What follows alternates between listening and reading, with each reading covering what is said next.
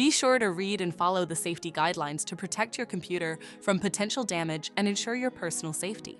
For more information about safety guidelines, see the owner's manual at dell.com/support. Before you begin, turn off the computer and disconnect all the attached peripherals.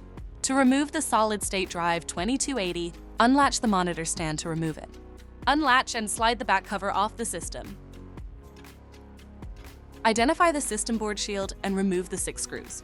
Lift the shield out of the system. Find the I/O cover and remove the 2 screws to lift it out of the system. Identify the solid-state drive and remove the screw to lift it out of the system. To reinstall the solid-state drive 2280, place it back in the system and install the screw. Reattach the I/O cover with the 2 screws.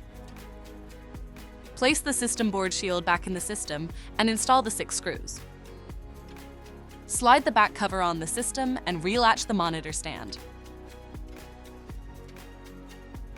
For more information about your Dell system, visit dell.com/support.